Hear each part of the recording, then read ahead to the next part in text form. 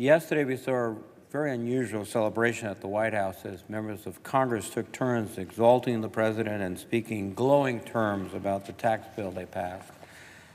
There appeared to be quite a contrast between the celebration at the White House and the reaction of working Americans. Why weren't working middle-class Americans celebrating so vigorously? Why do poll after poll find that this is the most unpopular tax bill since the 1980s? In fact, including tax hikes by President George Herbert Walker Bush and President Bill Clinton, this bill is even less popular than those tax increases. Now, Speaker Ryan seems to think that the Republican tax bill is unpopular because Americans don't know what's in it. He's wrong. The American people are smart. They get it. They don't like this tax bill because they do know what is in it. Lots of goodies for President Trump and his family, very little for theirs. This tax bill isn't popular with working people because they know that if Republicans really wanted to give them a tax break, Republicans would give it to them directly and not to corporate executives. Middle-class Americans remember the corporate excesses that led us to the terrible losses of the Great Recession. They sacrificed and worked hard to help the economy recover.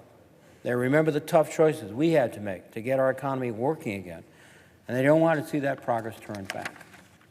But the recovered economy President Trump inherited from President Obama is in danger of backsliding under this trickle-down approach, with Republicans once again breaking the federal bank to give huge tax breaks to the wealthy.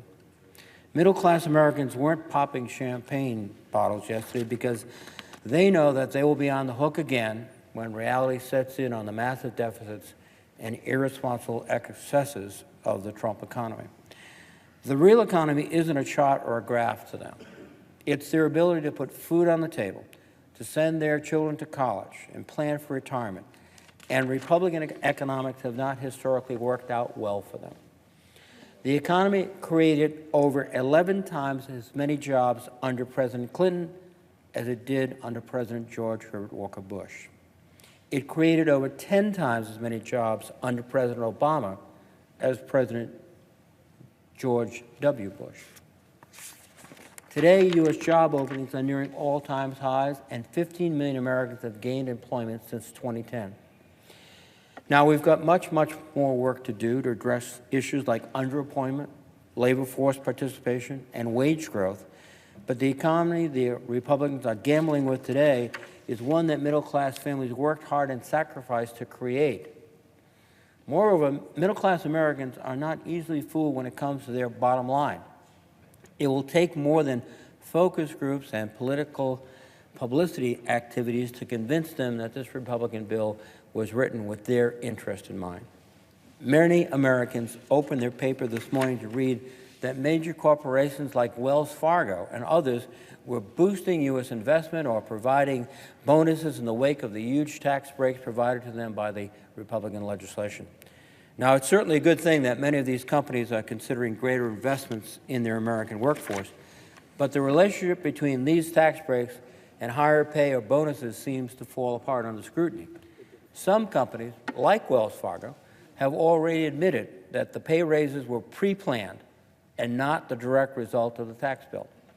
Indeed, this coordinated announcement appears more intended to appeal to the Trump administration than to prove anything about the effectiveness of the Republican tax bill for American workers. Moreover, it appears the real problem that many Americans have with the Republican bill is that they believe it will balloon the public debt in order to disproportionately benefit the rich. Based on every credible analysis of the bill to date, they are very likely correct. So rather than watch for publicity stunts, Americans should, in the coming weeks, watch how much corporate executives take in bonuses. They should look at the more than $70 billion in share buybacks that major corporations have announced since the Senate passed the Republican tax bill. Once corporations got the clear signal that this legislation was likely to pass, their reaction was not to raise wages, not to stabilize their pension funds, but to buy back their shares, which is a double benefit for the managers of these companies. First, and for the shareholders. First, it typically raises the price of the stock in the market, which makes the value go up. It gives a direct benefit to shareholders. And for the managers, most of their pay is, or much of their pay, is related to their shareholdings. Oh, by the way, they're usually incentivized to increase share price, so their other pay is increased. So it's no surprise that that's the reaction of most corporations. And in fact, it was quite telling that some company executives have made it clear that their plan for the funds released by this tax bill will be devoted to share buybacks. In fact, it's ironic because many of these companies were having to pay an effective tax rate of less than 10%, much less than now the new statutory rate. And does that mean that they're going to give even higher wages? Now just stop. If a company was paying an effective tax rate of 8% and wasn't raising significantly the wages of their workforce, what does a new statutory rate of 20% do to that incentive? Nothing at all. Americans can and will also consider the fact that 35% of American company stock is owned by foreign nationals who are projected to pocket $48 billion windfall by 2019 as a result of corporate tax breaks. Yes, this tax bill will incentivize corporations to buy back stock, a significant amount of which is owned by foreign entities, individuals and corporations, so that $48 billion of these funds will go overseas. They won't be devoted to salary increases, wage increases. They won't be devoted to R&D. They won't even be devoted, in some sense, to the United States because they'll flow overseas. And they should ask, in light of these historically huge gains for the corporate investor class, how many of these corporations will turn around and make sure their pension funds, for example, are fully funded? There is no requirement that would prevent a company from buying back stock even while its pension fund is not actuarially sound. That has happened in the past. That's likely to happen in the future. So you have to ask yourself, as working families are, if I have a company that's giving its shareholders huge benefits and huge benefits to its management, and my pension is questionable, it's not fully funded, is that right? And I think the answer is obviously no, that's wrong. And how many companies will ship jobs overseas because they'll see a financial advantage? In fact, corporate executives will feel a fiduciary duty to the shareholders to do that.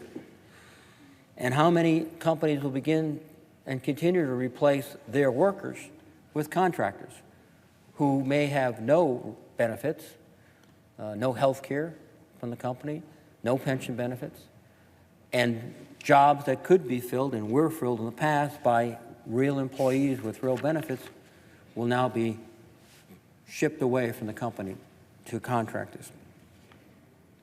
Now, I supported efforts by several of my colleagues on the Democratic side to place conditions on these massive corporate tax breaks so would be at least some requirements that American workers would share in the multi-trillion-dollar giveaway. But all of these proposals were rejected by my Republican colleagues. And I believe that they'll have to explain to the working men and women in America why shareholders are getting huge benefits and they don't have a fully sound pension fund. Why are additional Americans being laid off by these corporations at the same time they are providing huge buybacks of their stock to their shareholders? There are a series of questions, I think, that the American working families, middle class, will continue to ask. They're already aware that this bill was not designed for them. It was designed for the wealthiest corporations and the wealthiest individuals in America and indeed globally. And when the evidence mounts, it'll further confirm those views because those views, I think, are very, very accurate. Now, I know Americans will continue to work hard. They'll continue to try to build this economy.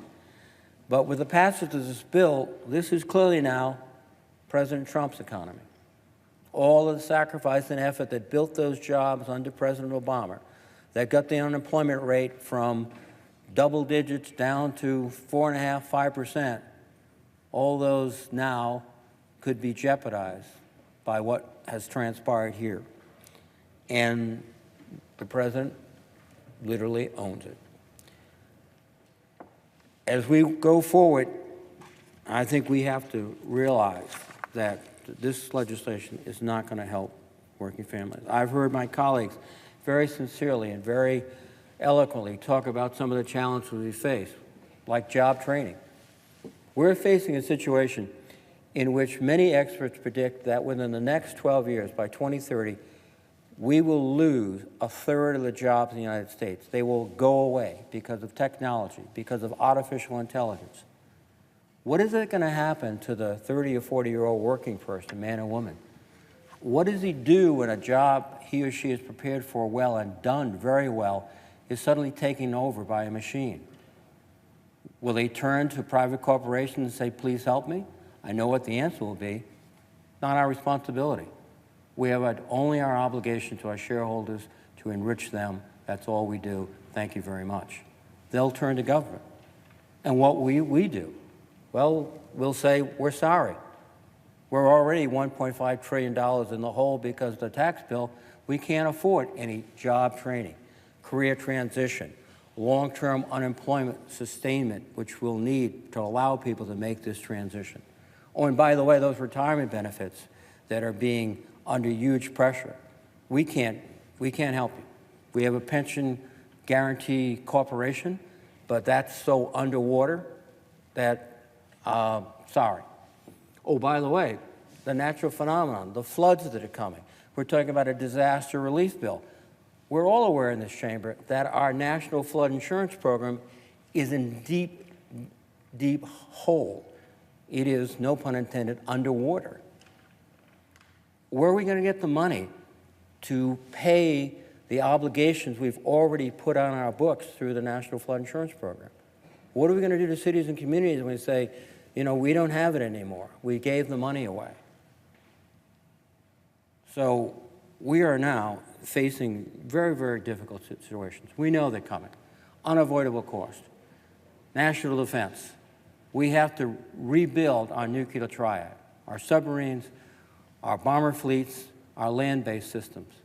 That over several years is hundreds and hundreds of billions of dollars. We know we have to do it.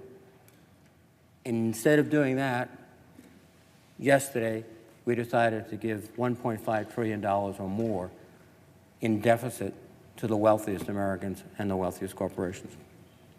I don't think it makes good sense. And I think working Americans and middle-class Americans understand that very well. In fact, better than we do, collectively. And what they've done, essentially, and what they're saying to anyone who'd ask, is this is a terrible piece of legislation. Why did they pass it? And that's a question that will reverberate throughout this year, next year, and unfortunately, I think, for a long, long time. Because it will take us time and effort and sacrifice and tough, tough votes, as we did in the 90s and again in 2009 and beyond, to get back on track for working families. And with that, Mr. President, I would yield the floor.